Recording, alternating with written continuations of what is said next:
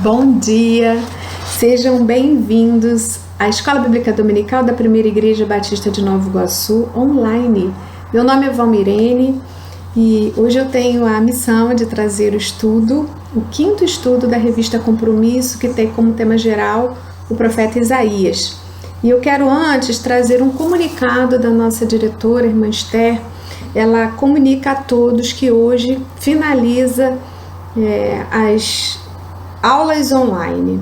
Isso é em virtude de no próximo domingo reiniciar as aulas presenciais nas classes. Então ali, você que é querido aluno matriculado, você pode a partir do próximo domingo procurar sua classe, que vai ter lá o professor te aguardando, com grande expectativa de recebê-lo, para que as aulas sejam ministradas e os estudos assim desenvolvidos. Não mais no formato online, hoje é o nosso último estudo, mas nós agradecemos a Deus por essa oportunidade, por essa porta que se abriu, para que não houvesse a descontinuidade em virtude do afastamento social. Então, no próximo domingo aguardamos você e queremos também estender esse convite a você visitante. Sei que tem muitas pessoas que nos visitam, que têm acompanhado as aulas conosco através do canal do YouTube da nossa igreja. E você também é aguardado, nós vamos ter muita alegria em conhecê-lo, em recebê-lo, e tem uma classe ali especial que cabe perfeitamente com o seu perfil e certamente você vai gostar. Aguardamos você, aluno, você visitante.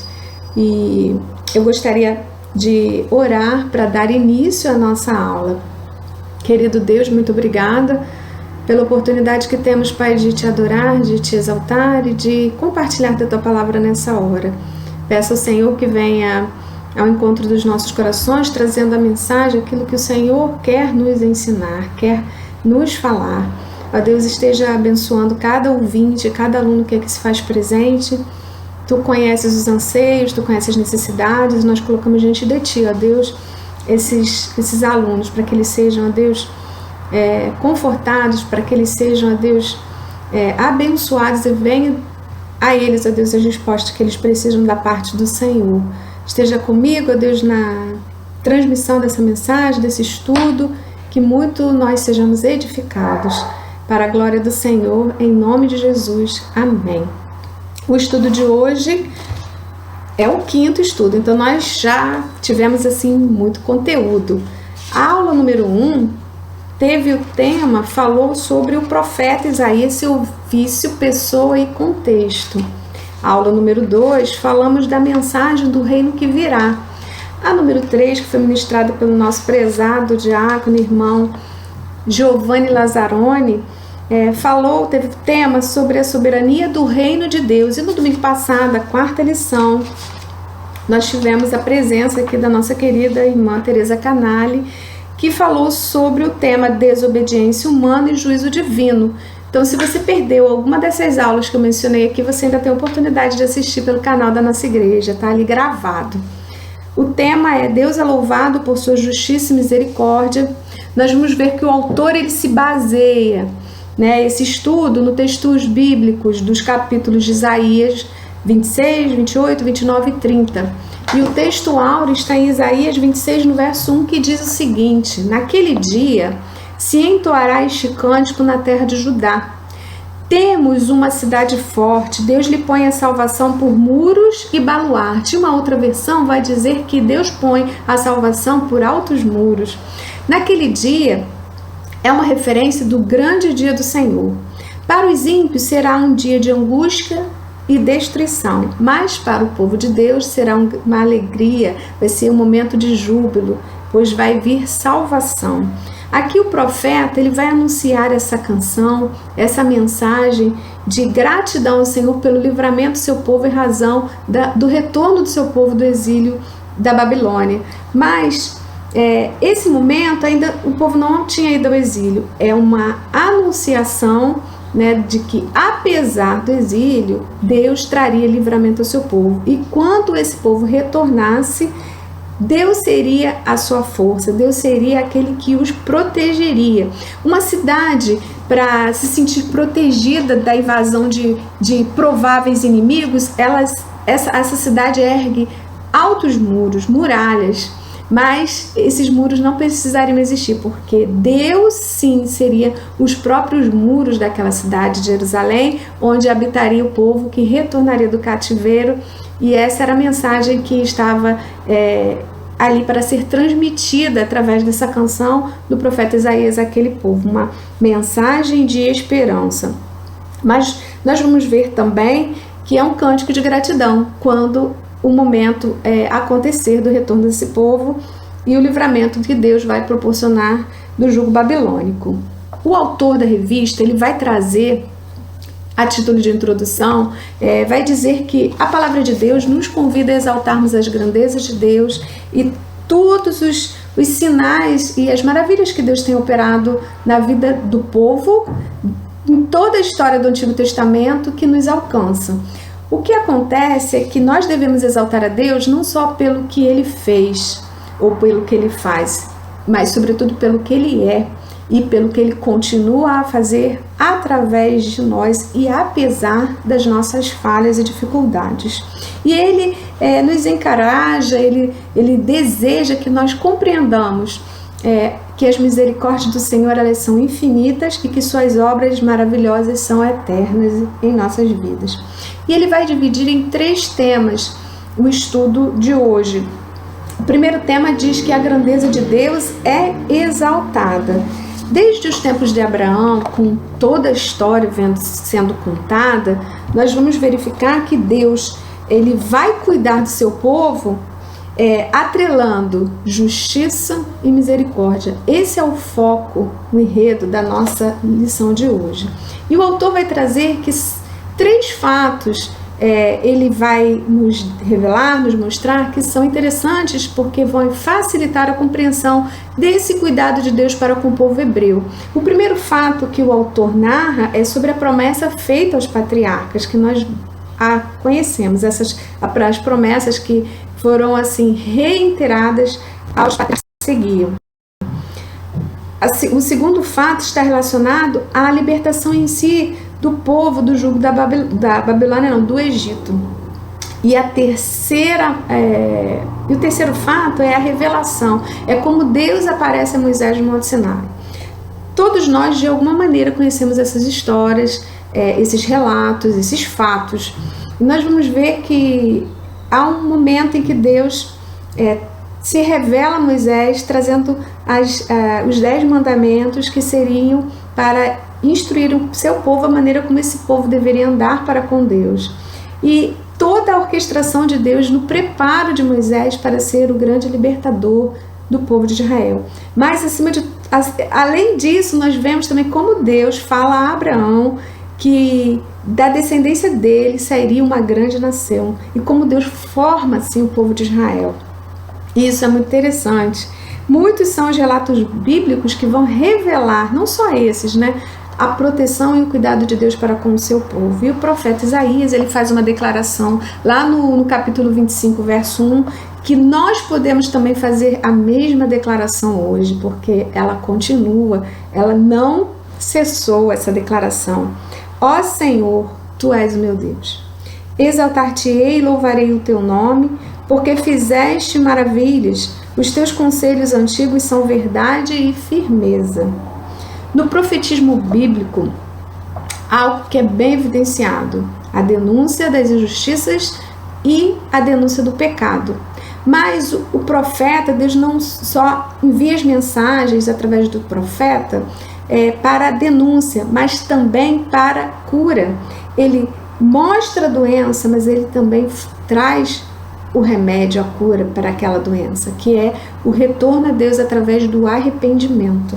Então nós vamos ver que até o profetismo bíblico, que inclusive o profetismo bíblico nos convida a glorificarmos, a exaltarmos ao Deus e testemunharmos das maravilhas que Ele tem operado, não só no povo antigo, na história do povo de Israel, mas sobretudo na nossa vida hoje, nas providências, no agir de Deus de forma muito particular, de forma muito singular em nossas vidas. Pelo amor de Deus revelado a nós, pelo seu cuidado e pelos seus atos de misericórdias que não têm fim.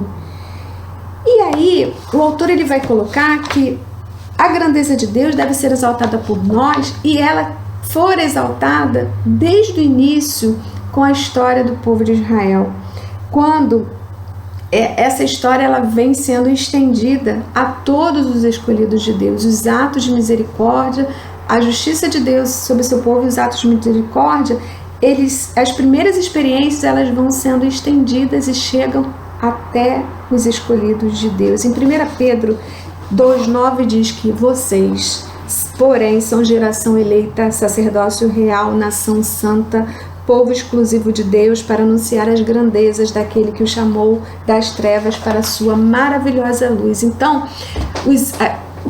o testemunho das grandezas de Deus, o ato de declarar essas grandezas, elas devem ser parte da nossa anunciação, das nossas declarações.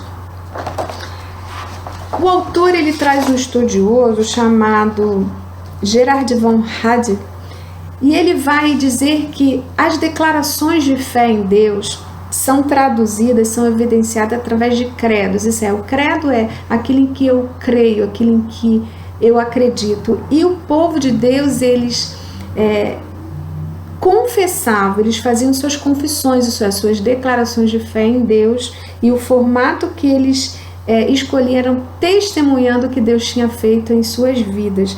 E esse Gerard von Rad foi o primeiro estudioso do texto do Antigo Testamento que traz à tona, assim, que mostra, que evidencia tais confissões de maneira assim, mais clara, mais evidente, chamando mais atenção. E uma dessas confissões está narrada no texto bíblico de Deuteronômio 26, de 5 a 9. É o momento em que Deus chama Moisés e dá orientações do que ele deveria dizer ao povo quando esse povo estivesse na terra prometida, em Canaã. E diz o seguinte: e diante do Senhor teu Deus dirás: meu pai era um arameu errante, desceu para o Egito com pouca gente, viveu ali e tornou-se uma nação grande, forte e numerosa. Mas os egípcios nos maltrataram, nos oprimiram e nos impuseram uma dura servidão, escravidão. Então clamamos ao Senhor, Deus de nossos pais, e Ele ouviu a nossa voz e viu a nossa aflição, nosso trabalho, nossa opressão. E o Senhor nos tirou do Egito com mão forte e braço estendido, com atos grandiosos e impressionantes, com sinais e maravilhas. Ele nos trouxe a este lugar e nos deu esta terra que dá leite e mel. Nós vamos ver que esse povo, as confissões residem nesse testemunhar de como operou seus sinais, suas maravilhas e como eles dão detalhes. Deus nos tirou com mão forte e com braço estendido. Mas o autor ele coloca que essa confissão dos atos grandiosos de Deus e de livramento ao seu povo também tem como contexto a oferta, o dízimo. E eu quero ler com os irmãos, também no mesmo texto de Deuteronômio 26, os versos 1 e 2, que vai fazer assim referência ao dízimo. Ao entrar na terra que o Senhor seu Deus lhe dá por herança, ao possuí-la e morar nela, você deve pegar as primícias de todos os frutos que colheu na terra que o Senhor seu Deus lhe deu, colocá-las num cesto e ir ao lugar que o Senhor ali escolher para fazer habitar o seu nome. Então, essa declaração, né, de como eles deveriam ofertar a Deus, entregar assim os seus dízimos, falava que era uma forma deles agradecerem, serem agradecidos a Deus pelos seus atos poderosos de bondade e de livramento. Era um reconhecimento que o Senhor operara na vida deles, livrando-os do jugo da escravidão. Mas também o autor ele coloca que nessas confissões há outros 3 elementos incluídos nessas confissões, que seria o chamado em si dos patriarcas, o próprio período do êxodo do Egito e a dádiva. Ali, nessa última parte que lemos aí, vemos a dádiva do Senhor ao dar a terra boa para o seu povo. Mas Von Rad vai mais além. Ele diz que grandes atos redentores foram declarados, confessados pelo seu povo como uma forma de testemunhar. e que, além disso, tais declarações históricas, tais credos históricos também foram estendidos para incluir outros acontecimentos, como a criação, como a aliança que Deus fizera com o seu servo Davi, e ele vai trazer com diferentes formas de declarações da fé em Deus, são encontradas em muita parte, em várias partes do Antigo Testamento. E o autor coloca alguns textos aqui que servem para nossa meditação em casa desses fatos históricos, dessas outras formas de confissão, narrada em Deuteronômio, Josué, em Samuel, em Neemias e em Salmos. Então, os atos redentores de Deus foram uma das principais formas daquele povo testemunhar os atos grandiosos do Senhor e tudo que ele havia operado através das manifestações de livramento que Deus operara em suas vidas. E são expressos principalmente com alguns verbos de ação, como salvar, libertar, julgar e abençoar. Nós engrandecemos ao Deus porque pelos feitos poderosos na vida do seu povo, mas também pelos feitos poderosos de Deus em nossas vidas. Nós deveremos também testemunhar esses atos poderosos do Senhor e de misericórdia para conosco. Nós vamos ver também no tópico 2 que as misericórdias do Senhor, elas são infindáveis, esse é o tema. E quando lemos o texto bíblico, quando lemos a palavra de Deus, nós vamos ver que Deus se revela com seus atos de misericórdia em todo o texto bíblico. E o autor vai trazer 2 exemplos da misericórdia do Senhor. Ele registra a misericórdia do Senhor diante do fratricídio. O que é o fratricídio? É o homicídio de um ser humano executado, feito pelo seu próprio irmão. E aí dá o exemplo desse homicídio que ocorreu quando Caim mata Abel, seu irmão. E a misericórdia do Senhor é evidenciada na vida de Caim quando Caim fala, mas quando souberem do que eu fiz, vão me matar. E Deus fala, então vou te fazer uma marca em você para que ninguém te toque. Então nós vemos uma evidência da misericórdia do Senhor na vida de Caim. Mas também o autor traz um outro exemplo que foi a misericórdia do Senhor no livramento da família de Noé. Como Deus arquitetou, orquestrou a arca, né, para que Noé ali tivesse a sua família preservada e eles fossem salvos do dilúvio. Então, nós vemos que como Deus tem conjugado a justiça exercida por ele com seus atos de misericórdia. Esse é o foco, o enfoque. Mas também quando nós colocamos aqui para a visão de Isaías, o profeta, ele vai proferir suas mensagens, seus oráculos, com o propósito de enfatizar aquele povo que a destruição de Jerusalém viria e, consequentemente, o exílio babilônico, e que esse seria um tempo na vida do povo de Israel muito difícil. Mas também ele traz uma mensagem de esperança. E é justamente nesse cenário de juízo e de desolação que Deus demonstra sua misericórdia ao seu povo pelos anúncios messiânicos. Eu quero ler um parágrafo que como o autor coloca, ele diz assim: as misericórdias do Senhor estão demonstradas a partir da promessa messiânica. A mensagem é de recomeço, de que o exílio não é o fim, que a vida e a história do povo não serão exterminadas da terra, mas que o Deus de Israel promoverá o renovo.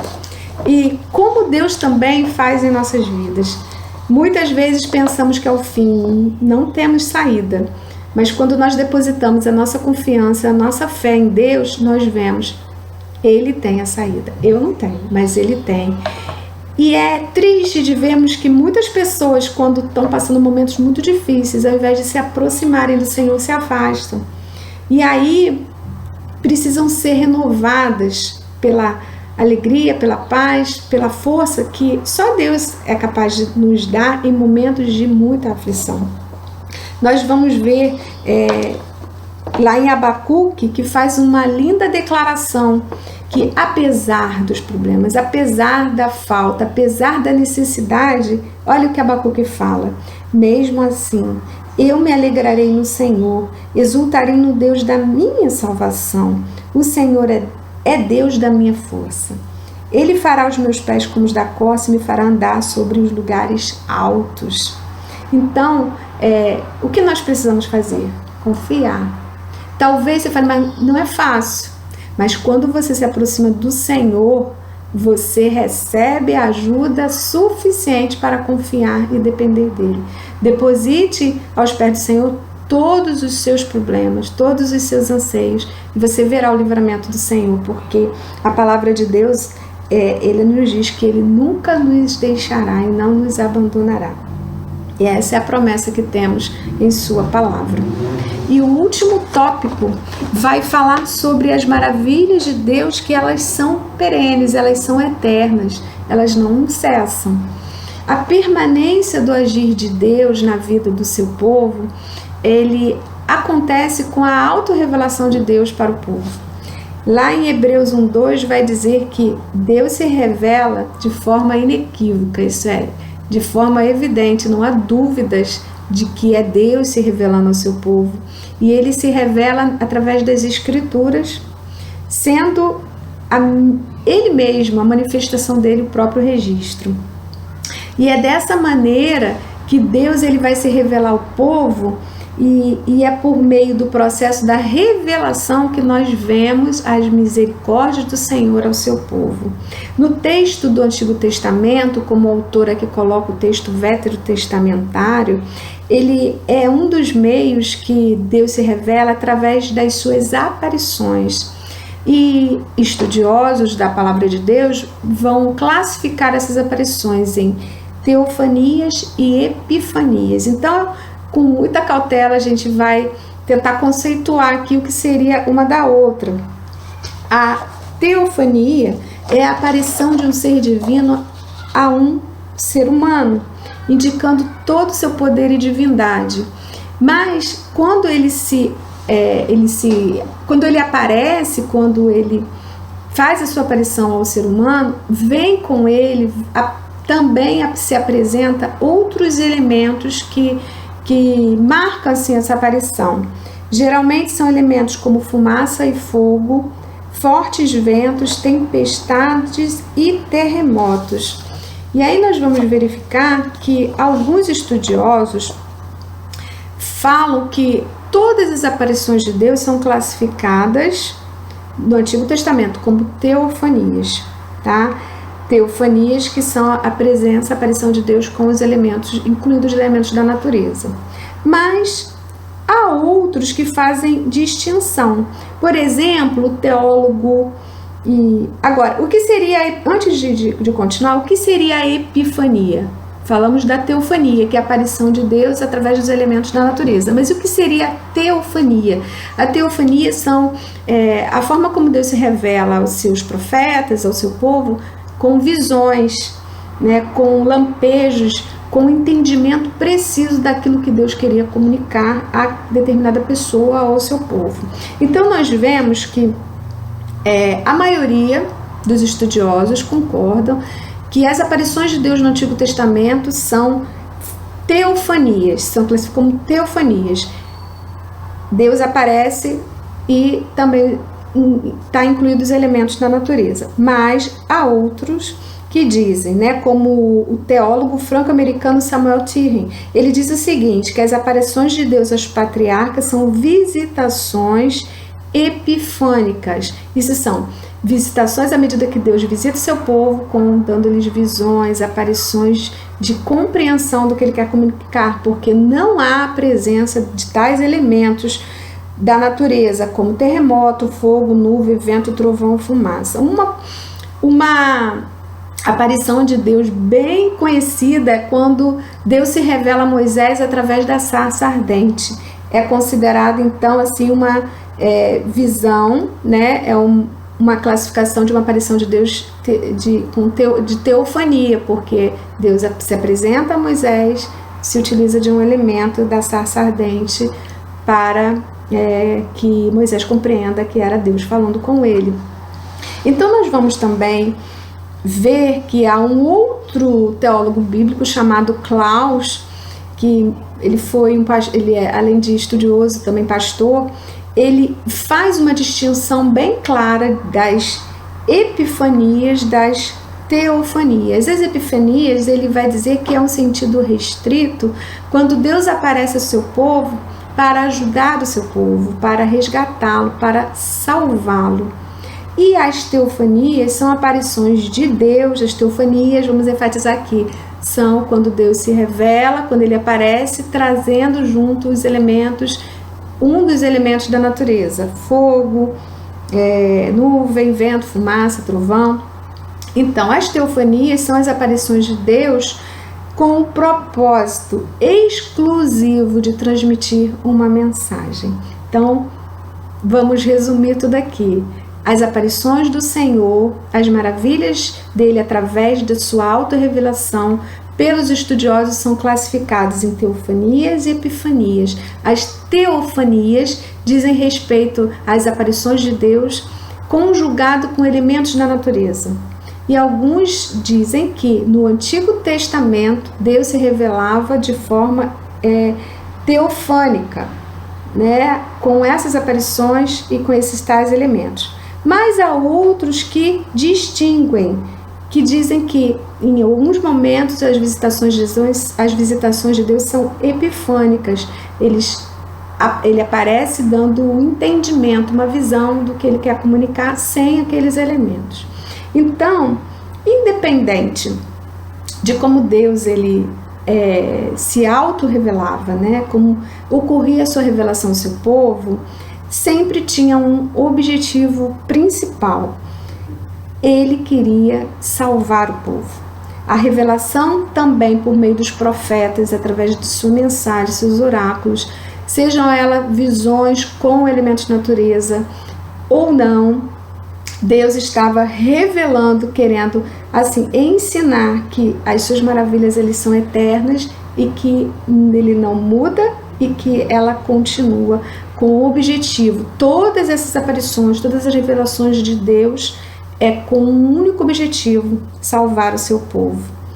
E lá em Isaías 29:14 vai dizer que continuarei a fazer uma obra maravilhosa com este povo. Quer dizer, não cessou. Deus continua se revelando através de sua palavra a nós, como ele quer que nós o testemunhemos e observemos os feitos dele em nossas vidas, apesar das nossas limitações. Ele continua tendo misericórdia, ele continua operando. Às vezes nós não vemos, mas nós sentimos que há livramento e que há cuidado do Senhor em nossas vidas. E o autor então traz as considerações finais, dizendo que o Senhor nos ajude a entender o seu agir em nossa vida e que possamos testemunhar. É interessante que o autor ele coloca isso no início, dizendo que o Senhor nos ajude a compreender os seus atos maravilhosos em nossas vidas. E aí ele termina que o Senhor nos ajude a testemunharmos esses atos maravilhosos de poder e misericórdia. E ele encerra selando o estudo com um texto de Isaías 30, no verso 18, que diz: por isso o Senhor esperará para ter misericórdia de vós. Ele se levantará para se compadecer de vós, porque o Senhor é um Deus de justiça. Felizes são todos os que nele esperam. Amém.